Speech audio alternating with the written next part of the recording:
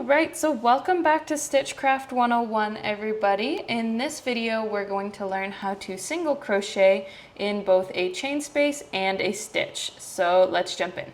So in the last video you would have learned how to create a chain just like this.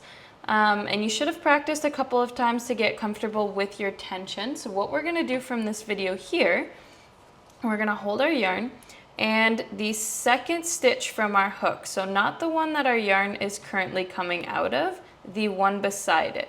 We're going to go split the V of that stitch, enter our hook, and I'm going to hold both of these loops that are on my hook in place while I wrap my yarn around my hook, pull through the first stitch, wrap my yarn around, and pull through both. And then we're just going to do that all the way down this chain. So I'll show you that again.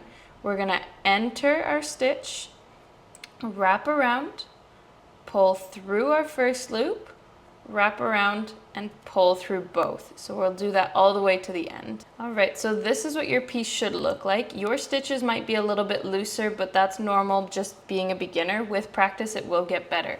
So what we're going to do from here is we're going to wrap our yarn around our hook and chain one, just like we did when we made our regular chain. And we're going to flip our work over because we always want to be working from right to left. So from here, again, second stitch from our hook, so not the one our yarn's coming out of, the next one over.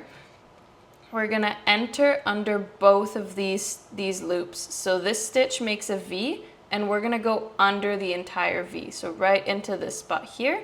And we're going to do the same thing. We're going to wrap our yarn around our hook, pull through that stitch, wrap our yarn around our hook, and pull through both. So I'll show that again. Not the one that we just made here that's being held open, but the next one over. We're going to enter, wrap our yarn around our hook, pull through that stitch, yarn around hook, and pull through both. And we're just going to do that all the way to the end. Alright, and then from here we're going to chain one again and flip our work and go again. What I want you to do is keep going through these rows until you feel comfortable that your stitches are consistently the same tension and same width. So make as many rows as you need, as many times as you need, just to get comfortable with your tension. And whenever you feel that you are done, you're going to take your hook out from your work, grab your scissors, and you're going to cut off the piece of yarn and just pull that through. And now your work is fastened off and you can actually tuck that aside.